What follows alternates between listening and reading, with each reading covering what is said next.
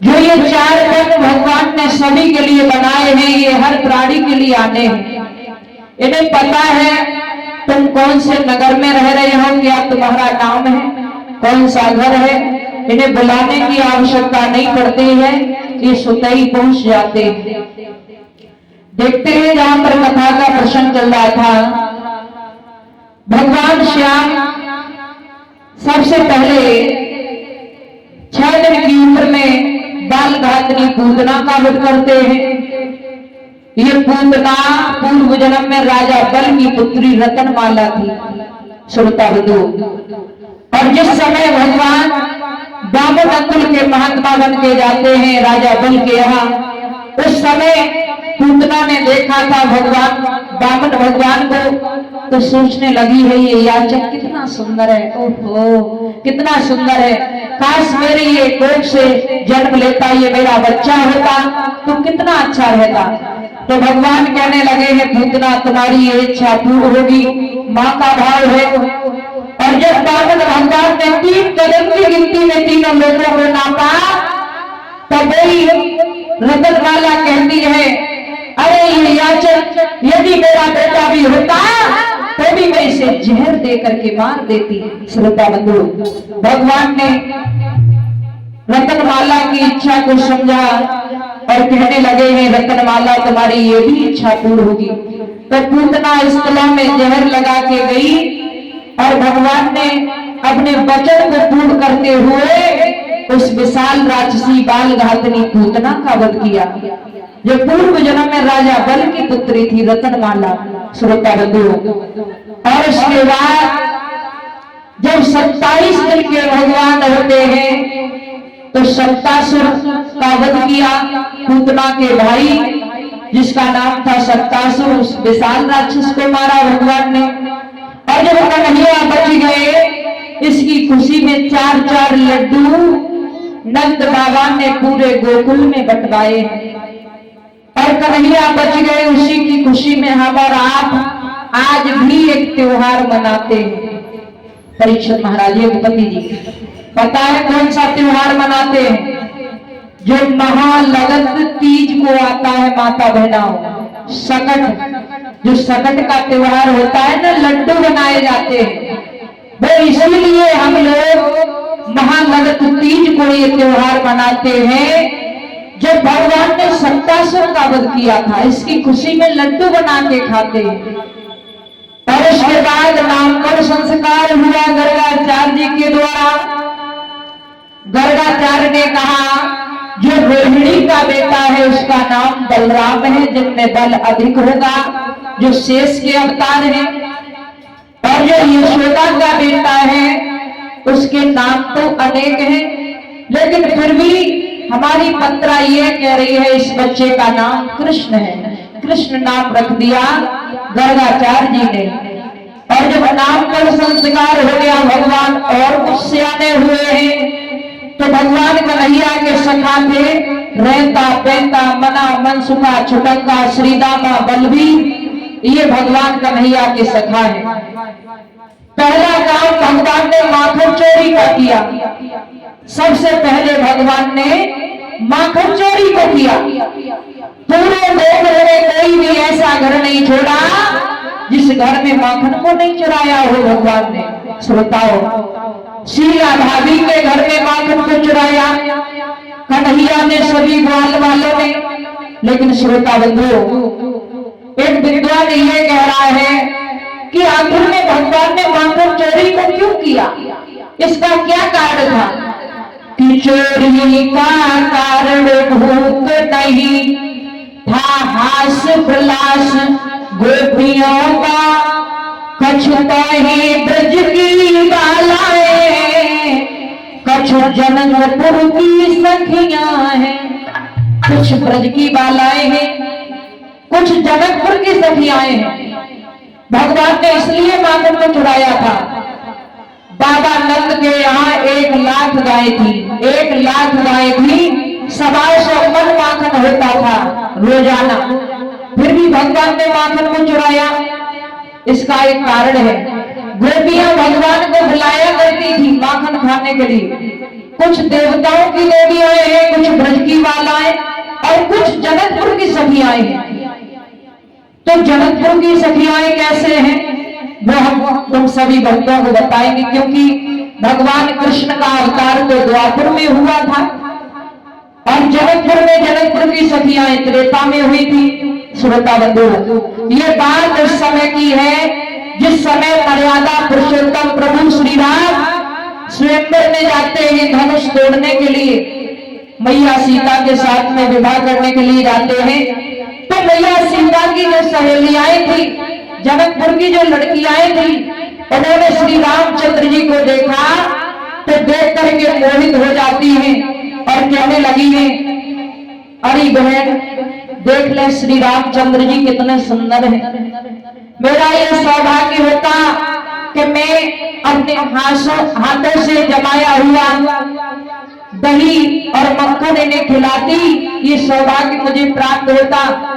तो श्री रामचंद्र जी समझ गए, सखियाओ अभी मैं मर्यादा का अवतार हूं, मेरा ये वचन है जब मैं द्वापर में 16 कलाओं से अवतार धारण करूंगा मैं ही कृष्ण बनूंगा और आज जनकपुर की सखियाएं ब्रज की सखियाएं बनोगी, तब हम तुम्हारी इच्छा को पूर्ण करेंगे।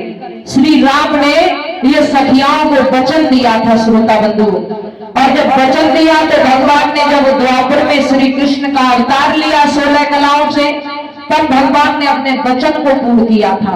भगवान ने चोरी नहीं की थी। बाबा नंद के यहाँ बहुत दध मक्खन होता था, सखियाओं की इच्छा को पूर्ण किया था। और जब भगवान ने माखन चोरी को किया, शीला भाभी ने एक दिन पकड़ लिया, कन्हैया अरे तुम्हारी माँ ये कहती है मेरे लाला माखन चोरी करता ही नहीं है, मेरा कन्हैया माखन चोर है ही नहीं, आज तेरे रंगे हाथों पकड़ा है। अरे मैं ये सेवा से जाएंगी कहूंगी, देख ले जिन तेरो ही कन्हैया है या कहूँ और को लाला है। चलदारी के कलाई पकड़ी और खींचत वही शीला चलदारी के। अब तो कन्हैया सोचने लगे आज तो रंगे हाथन पकड़े गए, कैसे यशोदा मैया ने आज जान ली तो बहुत मारेगी, पता नहीं क्या क्या कहेगी, कहीं जाने नहीं देगी। कन्हैया सोचने लगे अब हमें कुछ करना चाहिए। जवाब दियो, अरे शीला भाभी, अरे वो शीला भाभी, अरे का है? अरे तू बड़ी बेशर्म है, देखता जा ब्रज में कितनी लंबी लंबी मूंछों वाले बैठे हैं। अरे तनिक घूंघट तो मार ले। अरे ले मार लो। अरे मार तो ले, घूंघट मार ले। 1.5 हाथ में घूंघट मरवाए दिया।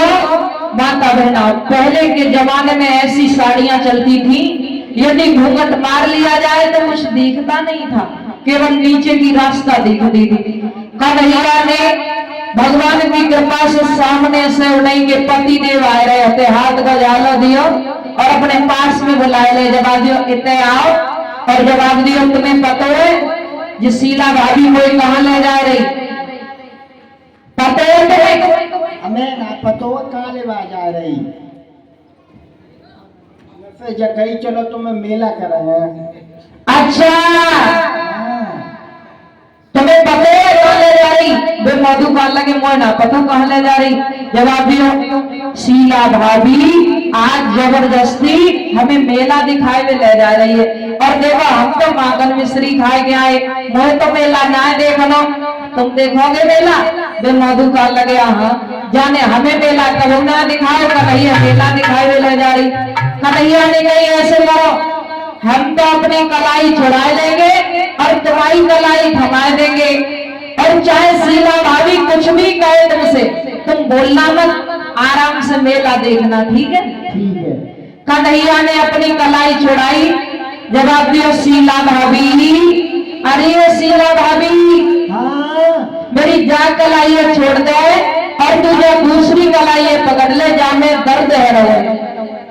ठीक है। शीला ने सोची चलो बालक में जा कलाई में वा कलाई में कोई अंतर नहीं, और जो ही कन्हैया ने अपनी कलाई छुड़ाई, सोई कन्हैया ने नहीं के पति देव की कलाई उनके हाथ में थमा दी। अब तो शीला भाभी को पता ही नहीं जी किनकी कलाई है।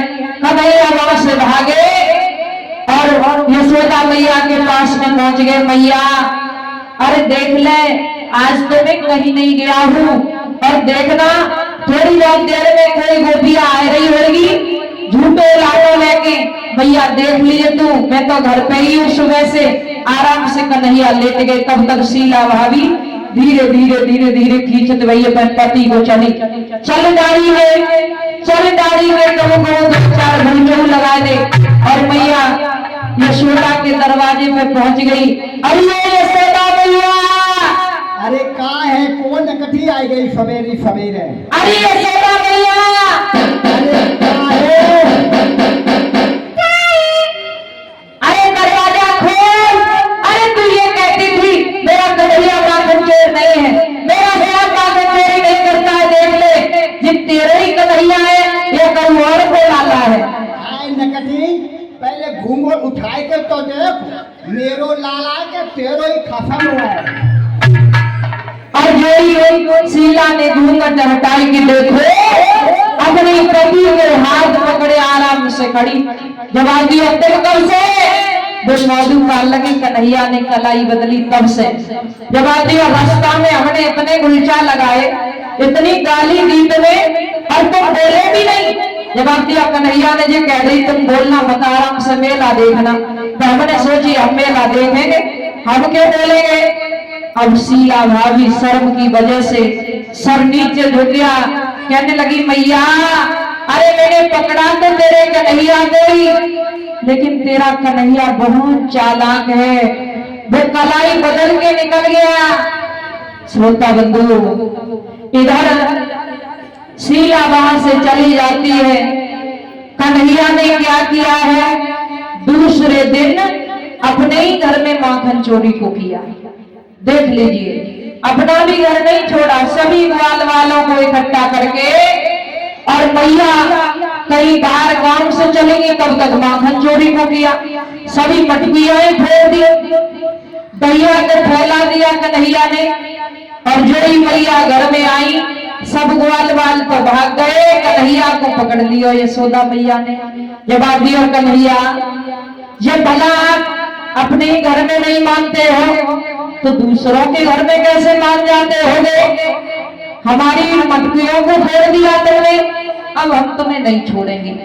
कन्हैया को पकड़ के मैया उखल से बांधने लगी। अब एक रस्सी को मैया ले और ये उखा लगाएंगे, गांठी लगाए तो 4 अंगुल रस्सी छोटी पड़ जाती है। फिर से मैया दूसरी रस्सी जोड़ के फिर से एक गट्ठा लगाए, फिर 4 अंगुल रस्सी छोटी।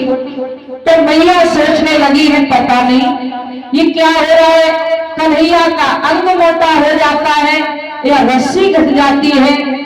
श्रोता बंधु, यही समझ में नहीं आया, मैया चक्कर में पड़ी हुई है। श्रोता बंधु, एक बात और बता दूं, क्योंकि घमंड के साथ में भगवान को कोई बांध नहीं सकता है। मैया घमंड के साथ में बांधना चाहती है कन्हैया को, कन्हैया नहीं लग रहे, पूरे गोकुल की रस्सियों को लगा दिया, लेकिन रस्सी फिर भी 4 अंगुल छोटी पड़ जाती है। अंत में थक के मैया बोली, लाला अब तेरी माया तू ही जाने कन्हैया, तू कैसे बनेगा।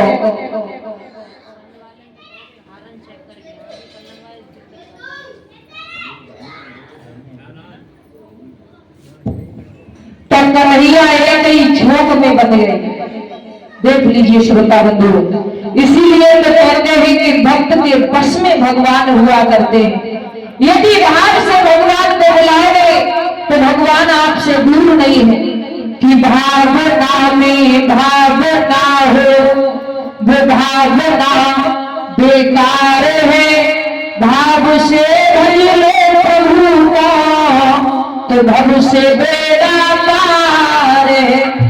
यदि भाव से भगवान को बुलाओगे, जहां भी बुलाओ, जहां भी भगवान को बुलाओ, भगवान वहीं पर प्रकट हो जाते हैं। केवल भाव होना चाहिए भगवान के प्रति। जब मैया ने कन्हैया को बांध दिया तो कन्हैया उखल से बंधे हैं। मैया ने थोड़ी देर हो गई जब नहीं खोला कन्हैया सोचने लगे अब मैया नहीं हमें खोलेगी, एकदम ऊहू करके ताकत को लगाया और उस उखल को नीचे गिरा दिया। उखल को खींचते हुए कन्हैया घुटनों के बल चले हैं। श्रोता बंधुओं, यमला अर्जुन के दो वृक्ष खड़े हुए थे यूं समान दूरी पर नंद बाबा के आंगन में। उन्हीं के बीच में होकर कन्हैया निकले। वो उखल थोड़ा चौड़ा था, उन वृक्षों में उलझ गया। जैसे ही ऊहू करके ताकत को लगाया, वर्षों पुराने वृक्ष धड़ाम से जमीन पर गिर जाते हैं।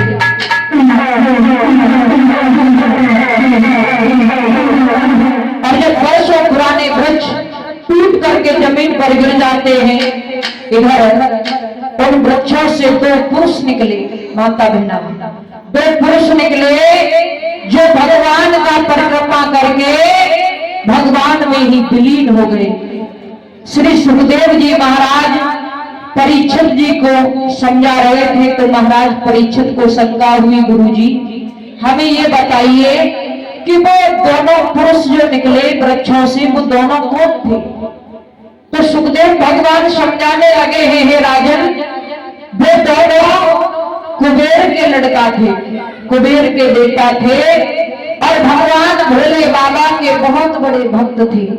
श्रोता बंधु, और जो कुबेर के पुत्र थे उनके पास में धन की कमी नहीं थी, धन के भंडार थे सोने चांदी के। उन्हें बहुत बड़ा घमंड हो गया था। उनकी दो पत्नियां थी। एक बार अपनी पत्नियों से कहते हैं दोनों, अरे चलो हमारा एक सरोवर में नग्न स्नान करेंगे, हमारे साथ में चलो। पत्नियों ने मना किया लेकिन वो दोनों मूर्ख नहीं माने। पत्नियों को लेकर के सरोवर में नग्न स्नान करने लगे। देवलोक से देवर्षि नारद का आना हुआ और जब देवर्षि नारद का आना हुआ है, स्त्रियों ने वस्त्रों को पहन लिया है लज्जा के कारण, लेकिन वो दोनों मूर्ख यही नग्न खड़े रहे। तो देवर्षि नारद ने श्राप दे दिया, अरे मूर्खो, तुम इतना भी भोग नहीं है, तुम किसी संत महात्मा का सम्मान करना नहीं जानते हो।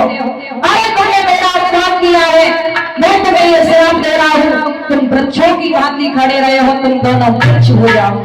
श्राप दे दिया, जाओ तुम दोनों वृक्ष हो जाओ। तो वही नलकूबर और मणिग्रीव जो यमला अर्जुन के वृक्ष बन गए थे, तो अब आके इनका भगवान ने इनका उद्धार किया है। श्रोता बंधु, ये बड़े दोनों नलकूबर मणिग्रीव जो यमला अर्जुन के वृक्ष बन गए थे, भगवान ने उनका उद्धार किया। और जब उद्धार किया है, नंद बाबा ने ये देखा कि वर्षों पुराने वृक्ष गिर गए हैं आंगन में, तो सोचने लगे हैं कभी कोई राक्षसी आती है गोकुल में, कभी कोई राक्षस आता है, कभी छकड़ा टूटता है, कभी मटकियां टूटती है और कभी ये वृक्ष गिर जाते हैं। तो सोचने लगे हैं क्यों नहीं हम इस नगर को छोड़ दें, हम इस नगर को छोड़ के नया नगर बसाएंगे।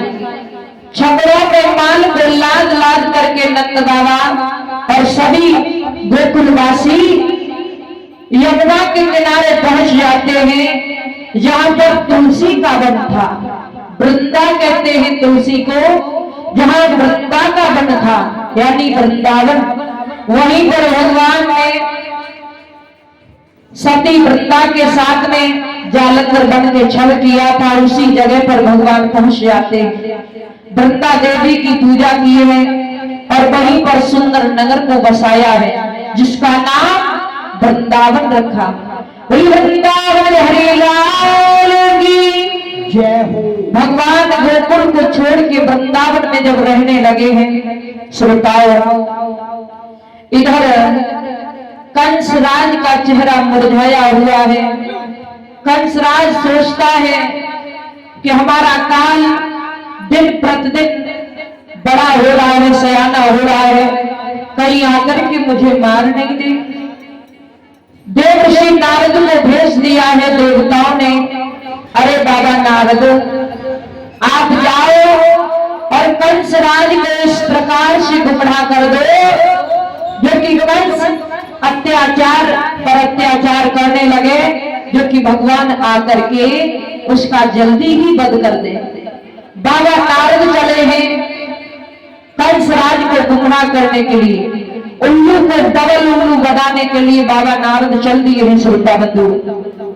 धीरे धीरे धीरे धीरे देव श्री नारद नारायण नारायण का जाप करते हुए और चले हैं। ये मथुरा नगरिया में पहुंचे हैं। जैसे ही भोजराज कंस ने देखा है, जवाब दी, आइए श्रीमन, आइए, कैसे आना हुआ, आइए बैठिए। बाबा नारद को बैठाया है। श्रोताओं,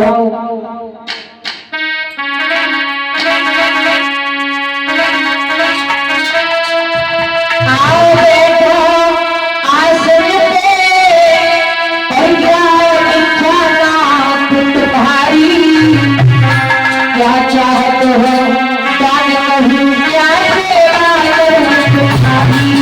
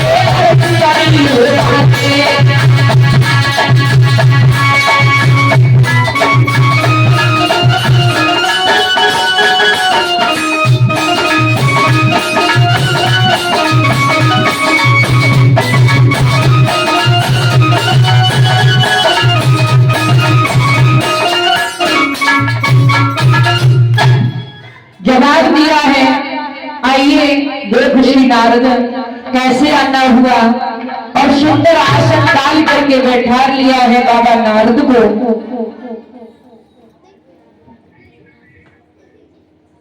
और जब बाबा नारद को बैठा लिया है, और देव श्री नारद ने एकदम कंस के चेहरे की तरफ देखा, कहने लगे हैं, महाराज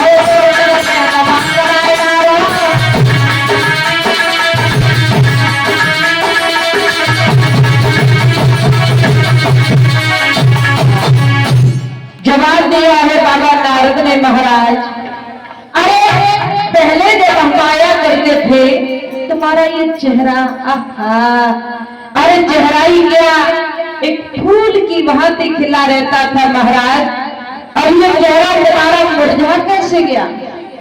क्या महाराज, क्या बताएं, जब से वो आकाशवाणी हुई है, आकाशवाणी ने हमारा 8वां पुत्र काल बताया है। अच्छा अच्छा, और वो भी काल हमने इतने पहरे लगाए फिर भी बच करके चला गया, तब से हमें बहुत बुरा लगता है, जीने में मन नहीं लगता, दिन में भूख नहीं लगती है, हमें रात में नींद भी नहीं आती है, इसी बात की चिंता लगी रहती है आपको। बात की चिंता लगी रहती है महाराज। महाराज, अरे आप भी ना एक ग्वाल के मारे से इतना डर गए? मेरी बात सुनो,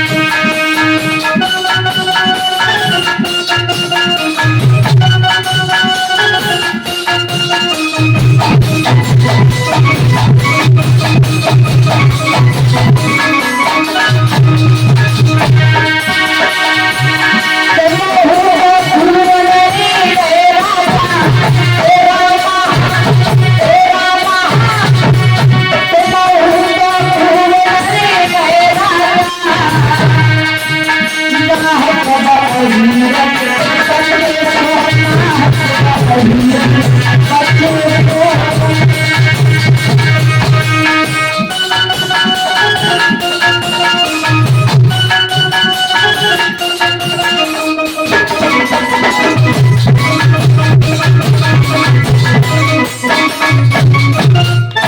जवाब दिया महाराज, अरे वो कहाँ ग्वाल के बारे, कहाँ आप महाराज, आप भी ना ऐसी छोटी छोटी बातें कर रहे हैं। महाराज बात वो नहीं कि उनसे हमें डर लग रहा है, लेकिन बात तो ये है कि हमने जितने भी राक्षस भेजे और बच्चों को मरवाने के लिए किसी ने आकर के ये नहीं बताया कि वो बालक गोरा है, काला है, सफेद है, कैसा है। अच्छा, कोई भी लौट के ही नहीं आया? बिल्कुल लौट के नहीं आ, लौटवेगी तो चंद्रकाय माने मुंह नहीं करी आए। महाराज अब की बार हम आपको ऐसी युक्ति बता के जाएंगे जो सर्प भी मर जाए, लाठी और सलामत बनी रहे। ऐसी युक्ति नहीं है? ऐसी कौन सी युक्ति है महाराज? महाराज आप एक पत्र लिखो और इस पत्र में आपको ये लिखना है कि हे यादवों के राजा बाबा नंद, आपको हम सादरी नमस्कार करते हैं। और इसके बाद में समाचार ये है कि हमें 1000 कमल पुष्पों की आवश्यकता है। हमें कमल पुष्पों की आवश्यकता है और वो कृष्ण बलराम के हाथों से तोड़वा करके हमारी सभा के मध्य में भिजवा दीजिए। ये पत्र आपको भेजना है, और यदि ऐसा नहीं किया, कमल पुष्प हमारी सभा के बीच में नहीं भिजवाए तो हम सभी यादवों को जेल में डलवा देंगे। महाराज ये पत्र भेजो। ठीक है महाराज। और जब जेल में डलवा देंगे तो वे तुम्हारे कब्जे में आ जाएंगे। सुबह ही सुबह रोज एक को निकालो और कल उतर जाओ। सुबह ही सुबह एक को निकालो, मार दो तो अहीर कम हो जाएंगे, धीरे धीरे सब मर जाएंगे, उसी में तुम्हारा कान भी मर जाएगा। ठीक है महाराज? कंस सोचने लगा है ये तो बढ़िया है, ये तो अच्छी बात है, इसके सहारे से हम मार भी सकते हैं। लेकिन एक विद्वान कहता है कि अरे अहीरा दोनों बोले, अहीरे बोले, अहीरे।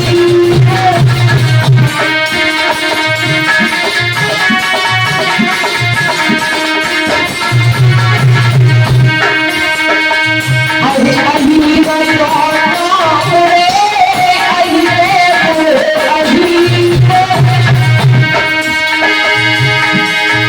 अभी बाजा तो मांगे, बाजा करे अभी।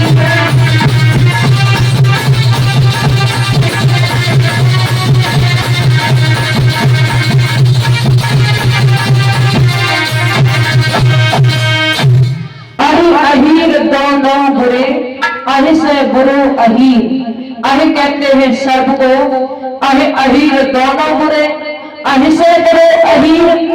अहि बाचा को मान ले पर बाचा तजे अहीर।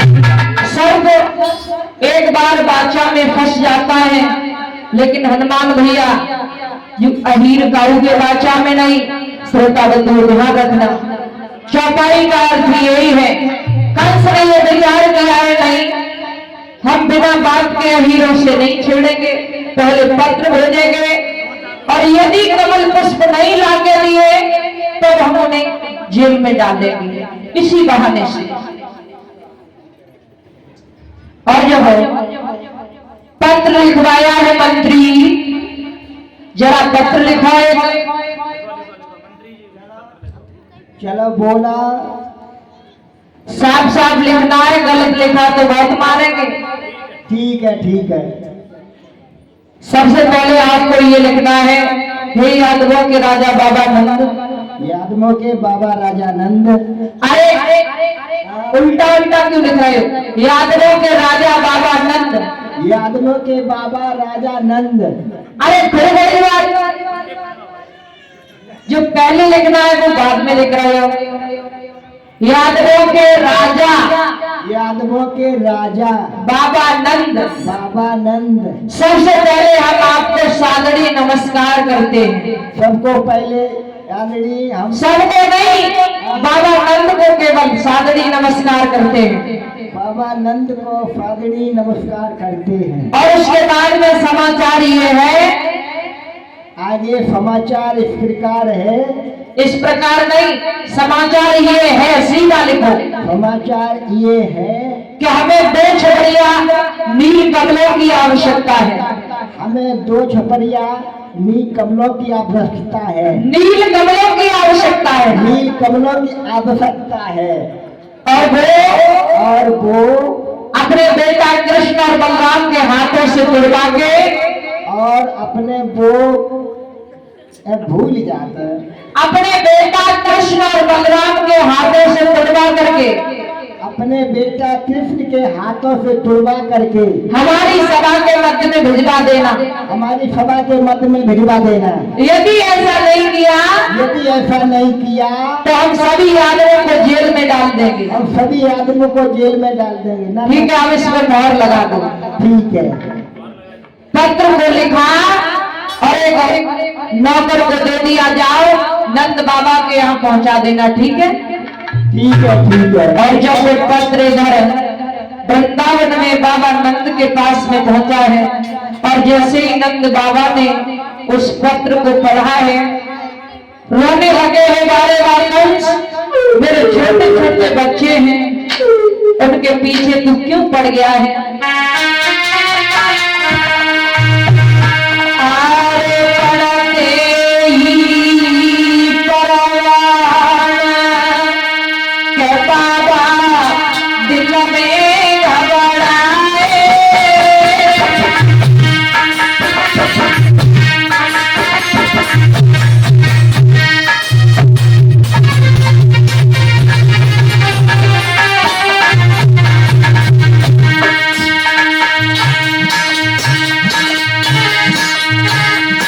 अरे पड़ते ही परवान के बाबा दिल में घबराए।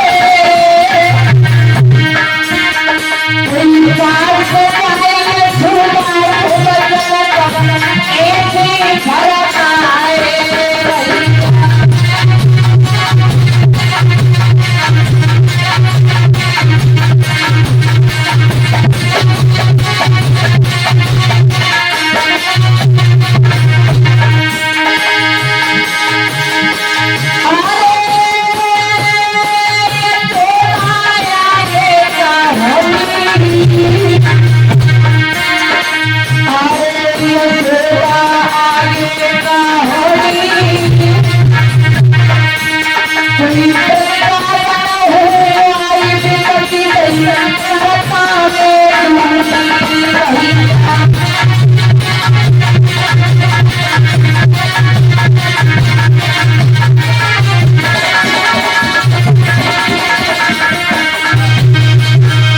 नंद बाबा, मैया यशोदा दोनों लोग बहुत व्याकुल है बारे कंस।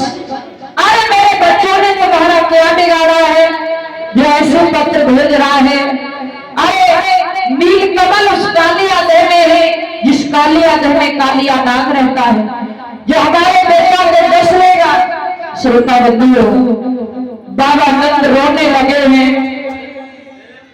थोड़ी देर के बाद में भगवान कन्हैया आ जाते हैं, बलराम जी भी आ जाते हैं।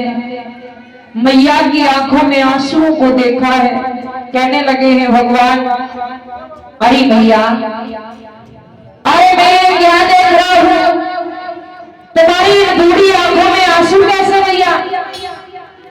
क्यों रो रही हो? लाला, हाँ मैया।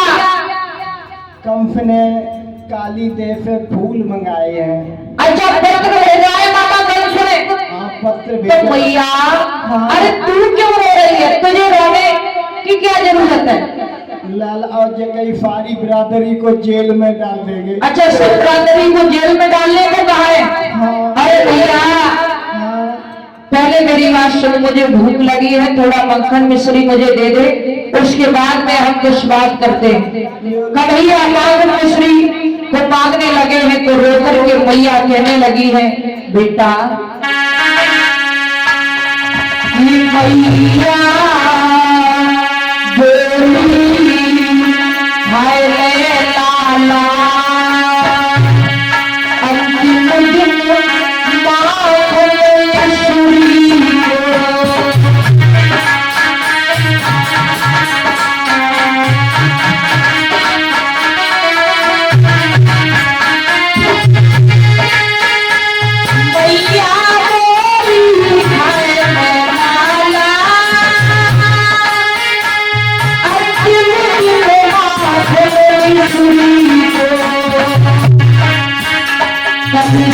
क्या पता तुम्हें लाला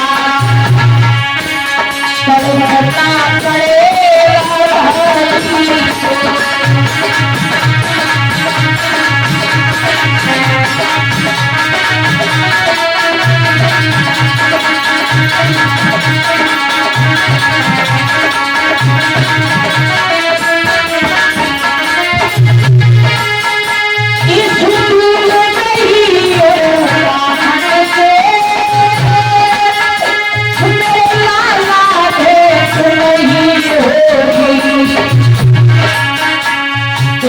मैया पति कहीं होगी तेरे बाबा बने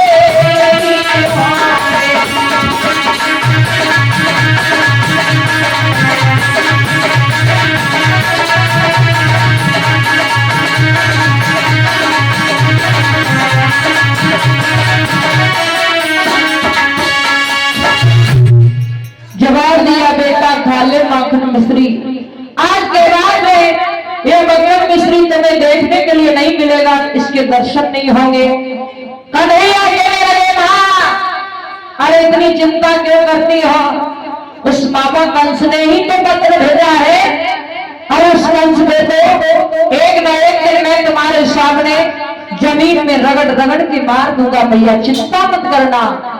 और कन्हैया कहने लगे हे मां अरे शायद तुम्हें यह ताजा नहीं है कि हमारे अंदर कितना बल है। और श्याम बोले हैं मैया यशोदा से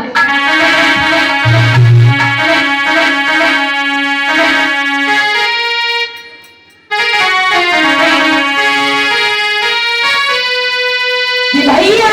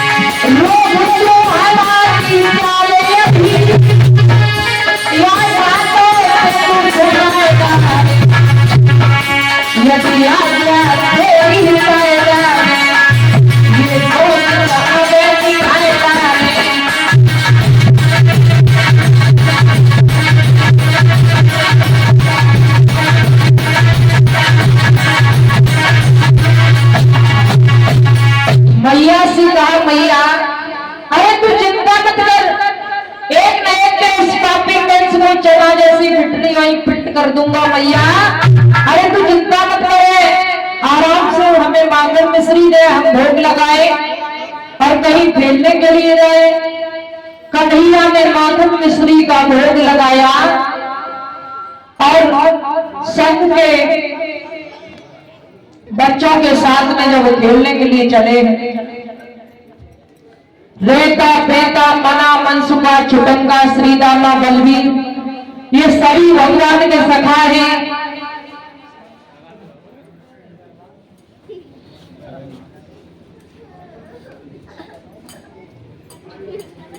भगवान श्याम कहते हुए जा रहे हैं, भैया ओ भैया मनसुखा, हाँ भैया। भैया मेरा ऐसे मन कर रहा है कि हम और आप आज यमुना पे कोई खेल रचाएं। भैया काय को खेल खेलोगे? लाला तू ही बता कोई बढ़िया सो खेल, काय को खेल खेले लाला? भैया मेरो मन जगा तो लबो डरा खेल ले। अरे लाला तो ऐसे ही खेला है, लबो को खेल खेलेगा, पेड़ से कोई गिर जाएगा, टांग टूट जाएगी।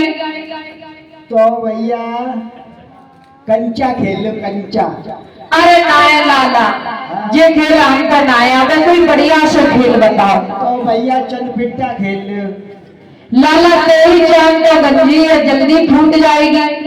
तो भैया किल्ली बल्ला खेल लो। अरे लाला कहो की आंख फूट जाएगी बिल्ली लग के। तो भैया कबड्डी खेल लो। लाला कबड्डी में कहो की आंख टूट जाएगी। तो भैया लंगड़ी खेल लो। अरे नाय लाला, देख हम तो जे खेल खेल बनाया हमें कोई बढ़िया से खेल बता। तो भैया क्रिकेट खेल लो। अच्छा गेंद का खेल, चल ठीक है भैया, ये खेल तो हमारी पसंद है, इस खेल को तो हम खेल सकते हैं, गेंद का खेल। और लाला देख गेंद का खेल तो हम खेल लेंगे, लेकिन मेरे पास में गेंद ना है लाला। तो भैया ना है तो फिर काय को खेलोगे? देखो मेरे पास है तो भैया, लेकिन हम दिए ना। चल ठीक है लाला, अभी खेलेंगे। अच्छा मटरा ने और भावई करी हमारी।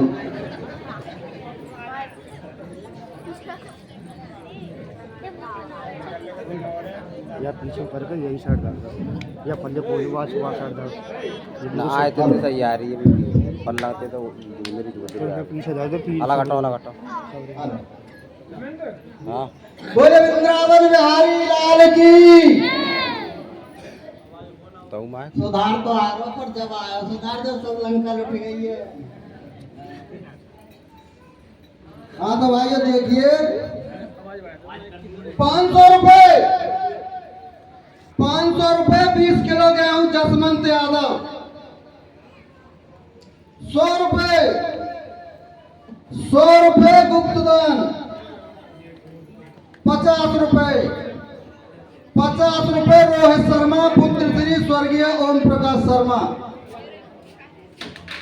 1100 रुपए देवेंद्र बीडीसी पुत्र श्री राधेश्याम शर्मा। 1100 रुपए राकेश यादव पुत्र श्री निषाद यादव। 501 रुपया नीरज यादव पुत्र श्री जयपाल यादव। 2101 रुपया देखिए भाइयों, 2101 रुपया रोहन यादव पुत्र श्री ब्रह्मपाल यादव। 201 रुपया कुलदीप शर्मा पुत्र श्री ब्रज किशोर शर्मा। 200 रुपया गुप्तदान। 201 रुपया 11 किलो गेहूं गौरव यादव पुत्र श्री स्वर्गीय हरवीर सिंह यादव। 100 रुपए जीते शर्मा अवस्थी जी पूर्व प्रधान महंगौरा। 2100 रुपए राजपाल यादव पुत्र श्री स्वर्गीय नारायण सिंह यादव। 500 रुपए एक कट्टा आलू गिरिराज शर्मा पुत्र श्री स्वर्गीय बाबूलाल शर्मा। 500 रुपए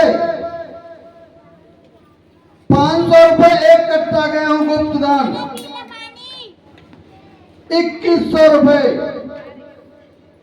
2100 रुपए पुष्पेंद्र यादव पुत्र श्री स्वर्गीय प्रेम सिंह यादव। 100 रुपए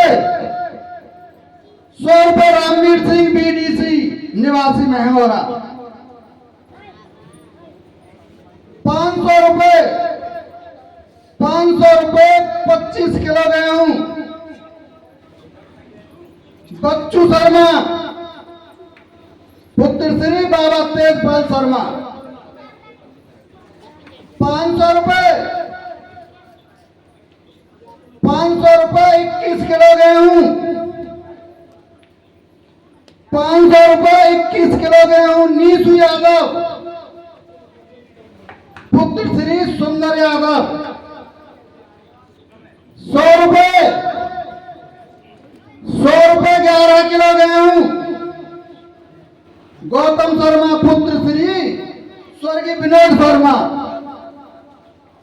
500 रुपए महेंद्र पाल शर्मा पुत्र श्री स्वर्गीय हरिचंद शर्मा। 100 रुपए 11 किलो गेहूं सोनू शर्मा पुत्र श्री ओम प्रकाश शर्मा। 200 रुपए ओमीर शर्मा पुत्र श्री स्वर्गीय खचेरमल शर्मा। 50 रुपए गुप्त दान। 500 रुपए एक कट्टा आलू मास्टर होतीलाल शर्मा प्रिंसिपल साहब स्वर्गीय श्री खचेरमल शर्मा निवासी दीवा हमीदपुर। 1100 रुपए सुनील फौजी पुत्र श्री स्वर्गीय पीतम्बर दास शर्मा। 51 रुपए 5 किलो गेहूं गुप्त दान। 200 रुपए राकेश शर्मा उर्फ रिंकू पुत्र श्री विष्णुदत्त शर्मा। 200 रुपए 20 किलो गेहूं विनोद शर्मा पुत्र श्री शंकर लाल शर्मा। 100 रुपए सतीश चंद्र शर्मा महाराज जी दीवा हमीदपुर जो आप सभी के सामने बैठे हुए। 500 रुपए नकुल शर्मा पुत्र श्री स्वर्गीय ओम प्रकाश शर्मा। 2100 रुपए 25 किलो गेहूं रघुराज सिंह यादव पुत्र श्री स्वर्गीय नत्थी सिंह यादव। 2100 रुपए 21 किलो गेहूं अशोक यादव पुत्र श्री स्वर्गीय भागमल यादव। बोलो वृंदावन बिहारी लाल की। और भाइयों सभी को सूचित किया जाता है कि सभी मठा का इंतजाम करें। ठीक है भाई, देखो ये सबके सहयोग की बात है। परसों चाहिएगा सुबह को भैया, और ऐसा मत करिए दूध के संग मठा मिला के है तो मिला के दे जा। वो वृंदावन बिहारी लाल की। पूरी बच्चे दरबार की, पूरी कन्हैया लाल की। श्रोताओ कन्हैया कहने लगे भैया, ओरे भैया मनसुबा कहाँ घूम रहा है लाला तू? लाला मैंने सुनी तेरे पास में बड़ी सुंदर गेंद है। भैया है तो लेकिन हम दिए ना भैया, मेरी मम्मी मारेगी। अरे लाला जी कोई बात हैगी पर देंगे ना है भैया। तो ना मालूम हमारी गेंद कहाँ से बन के आई है। बता लाला कहाँ से बन के आई? एक बता भैया, हाँ मेरी मम्मी की नानी की माई की बुआ के मेरे अय्या के लहंगा की। बड़ी दूर से आई लाला। हाँ भैया कोई तो लाला हमें तो ऐसा लगे जगह की तो कंपनी बंद रह गई। हाँ भैया अलीगढ़ में जाके फैक्ट्री बंद है गई। बंद है गई। हाँ भैया। दिखाइए लाला, निकिता दिखा। हम ना तू खा लिए, मेरी अच्छी है। अरे लाला गेंदरू को खाए की चीज है, देखेंगे खाएंगे थोड़ी नहीं। देख भैया, इतना दिखा। देख भैया, ऐसे नहीं हाथ तक पकड़ के देखेंगे। देख ले भैया, देख देखा। देख भैया। लाला गेम तो बड़ी बढ़िया है, चलो हम तुम गेम को खेल खेलेंगे। भैया देख लिए, खोई नहीं जाए तो हम। अरे लाला खुल जाएगी तो हम अपनी मैया पे दूसरी बनवा के दे देंगे तुम्हें। दूसरी ना मेरी यही चाहिए, बिल्कुल सेम टू यू। तो अच्छा यही चाहिए, जब ये खो जाएगी तो हम कहाँ से ला के दे देंगे तुम्हें। ना भैया, तो ना खेलो तो कोई खेल खेल लो भैया। हमारी नहीं लाला खेलेंगे तो खेल कोई खेल, चलो खो जाएगी तो कब की तब देखी जाएगी। लाला खेल हो ना पाओ, बात से पहले तुम घोड़े की बात कर रहे हो। हमारी मम्मी मारे। अरे ना मारेगी तो चल लाला चल। तो हम फिर देख लो, खुल गई तो ले लेंगे। सब ग्वाल वाल पहुंचे, यमुना के किनारे गेंद को खेल रचाया और बारी बारी से गेंद को खेल रहे। भैया ले गए।